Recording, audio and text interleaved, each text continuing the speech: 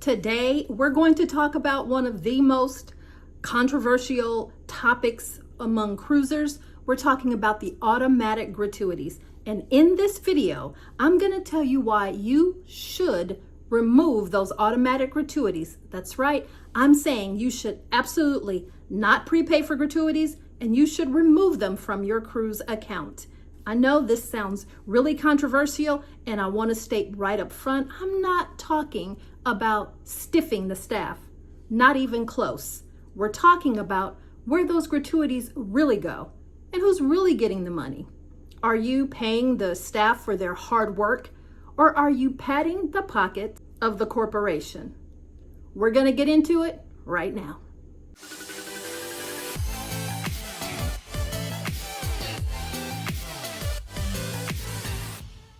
Hello there, cruisers. Welcome back to the show. Today, we're diving into one of the most controversial topics in the cruise world. Yes, I'm talking about automatic gratuities. Are they really helping the crew, or are they just padding corporate profits? I'm going to talk to you about it right now. Let's break this all down. Most cruise lines charge you a daily gratuity, anywhere between $16 to $21 per person. For instance, Royal Caribbean charges $18.50 to $21 per person per day. For a family of 4 on a 7-night cruise, that's $518 additional dollars for that cruise fare. Now, these fees are supposedly distributed among the crew, your cabin steward, the dining staff, and even the behind-the-scenes staff that you don't necessarily get to see, like laundry staff and kitchen staff. But here's the catch. Many crew members, are not directly hired by the cruise lines. They're hired by third-party agencies and paid a guaranteed salary. Now, why does that matter? Well, here's how the employment structure typically works. Let's get into that a little bit more.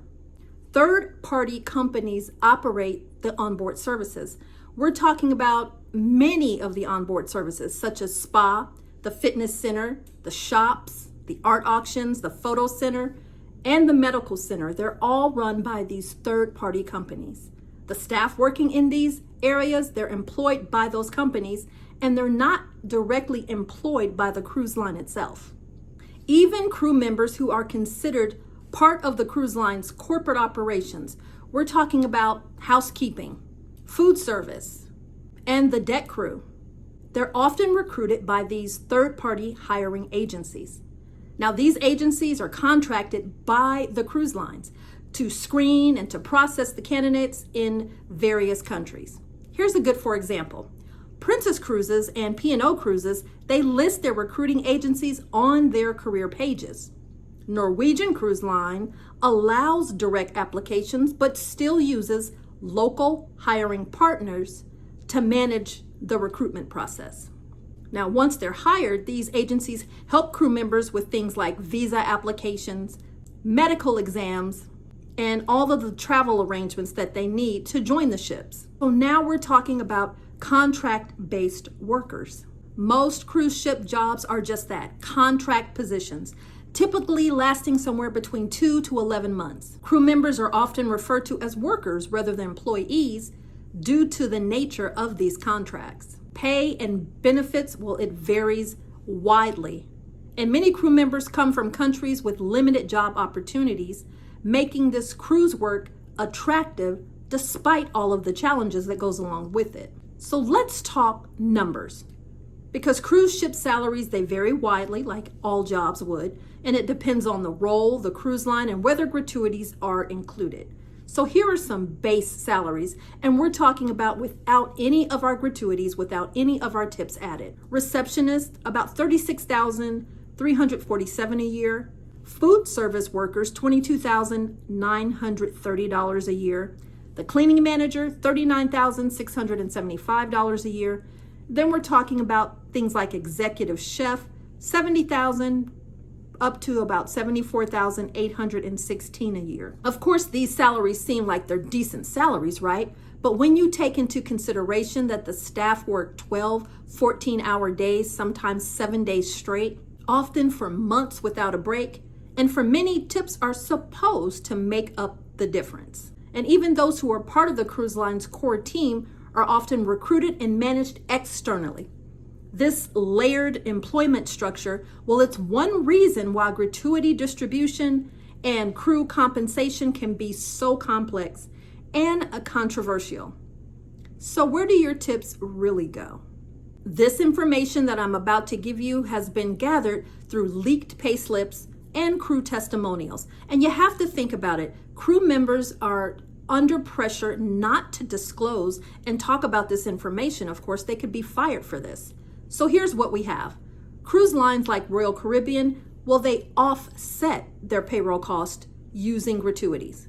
That means your tips aren't a bonus, but they're actually part of the crew's base pay. Now you might think, well, Cynthia, you're telling me just the opposite of how this video started. Then of course they need our gratuities. But this is the example I want to share with you to make this a little more clear. Let's just say the crew member has been hired and guaranteed a salary of $2,000 per month. I'm just using some round figures, okay? The cruise line will use that to offset their salary. So let's say for whatever reason, the tip amount came to $300 for this person. In our mind, that means they would get $2,000 for the month from their guaranteed salary and then $300 additional dollars. But no, that means they would get $1,700 and then the $300 of additional tips would be included to equal that $2,000. That's right, meaning they get the $2,000 base salary, period, because that's what they're guaranteed per month. Instead of adding to the crew income, our gratuities are used to reduce what the cruise lines pay in guaranteed wages. Instead of rewarding hard work, automatic gratuities help cruise lines save money. And the worst part, you have no control over whoever gets it.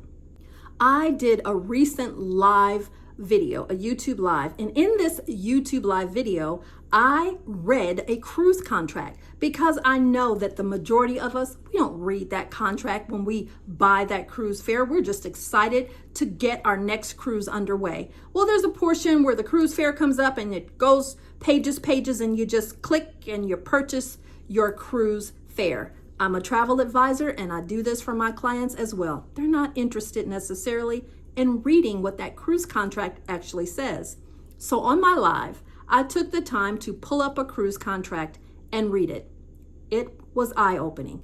And on those very contracts, it states that these workers are not hired by the cruise line. They're not considered employees, and the contract goes into great detail discussing the limited liability that those cruise lines have. Just keep that in mind when I talk to you now about what we can do to make sure that our cruise tips are used the most beneficial way, and that's to go to the hard-working staff aboard the cruise ship. Cash tips, well, that's what really matters. Cash tips go straight into their hands. There's no deductions, there's no pooling. It's a direct thank you for exceptional service. Now you might ask, what about that hidden crew? The crew that you don't see, like dishwashers, galley, laundry staff. And that's a really good, valid question. Because of course we think if you remove the auto gratuity, you risk leaving them out. Now the truth is somewhat different. And we're getting down to how we can make sure to tip strategically so that everyone is compensated a lot more fairly. Automatic gratuities that stay on board are pooled and they are divided so that these workers do get a share. But it's often so little a slice of the pie, because remember, those gratuities are offset to pay the staff, that it's often a very minuscule amount. What we can do is strategically tip in cash. And then we can ask those workers, like your cabin steward or your dining staff, to share them with others. Now, this is no guarantee that they will, but this is a way that we can make sure at least it gets into the hands of the staff that we have seen, and we're making sure to be conscientious about asking about the other staff that we don't see. And here's another thing that we can do. Keep some cash on you. 1s, 5s, 10s, and 20s. And as you're going through your day aboard your cruise ship, tip those people that you see doing that hard work. Maybe you go to the restroom and you see somebody in that restroom cleaning. It would be a great service to them, a boost to their day, and quite a benefit if you just pull out a 5 and hand it to them, pull out a 10 and say, thank you so much for cleaning this restroom. Think about that. You're out and you see that guy out there on your balcony cleaning the windows and taking care of that business. How would he feel if after he got finished doing what he was doing, you said, you know what? You did a great job. Thanks so much. There's always an opportunity to tip those that you see giving good service, doing the job, making sure that that money actually gets into their hands. So yes, I'm saying a better way to manage your tips would be to remove them. Go to the desk and have those automatic gratuities removed. Under no circumstance am I saying you should remove them and pocket that money. No, 1,000 times no. But of course, it's completely up to you. Tipping is something that is up to you. You're not required to tip. But of course, we want to take care of those who are taking care of us. So strategically using cash is the best way. Here's what we can do. Opt out of automatic gratuities at guest services. Tip in cash. Hand it directly to crew members who made your trip special. And then in those post-survey cruises, make sure you mention their names. If you can't remember, take a little picture of their name tag so that when you get those surveys after the cruise is over, you can mention them by name. Doing this can lead to bonuses for the staff, days off, and promotions. At the end of the day, cruising is about connection. If someone made your vacation unforgettable, let them know. With your words, with your gratitude, and yes, with your cash. I know that many people are going to find this video rubbing them the wrong way. They just can't get around removing those gratuities. You might not even believe the information that I'm giving to you today. It won't take a lot for you to do a little digging, do a little research, and see if this information is correct. That's what I did, especially after I read that contract. I'm just on the side of saying that automatic gratuities, what they really do is offset payroll costs for the cruise lines, and they're just really kind of ripping you off. Now, you might disagree with me, and if you do, I want to know. I want to hear what you have to say down in the comments below. We can chop this up still a little bit more, but that is the information that I have that I wanted to share with you, and I'd love to hear your feedback. What do you think about this? Will it change your mind at all? Do you usually give automatic gratuities, or do you usually take them off anyway? Let me know. Drop it down in the comments below. Thanks for watching, and don't forget to like, subscribe, and share this video with all of your fellow cruisers. I want that cruise community out there to know how it really works. Thanks so much for watching, and we will catch you at the next adventure.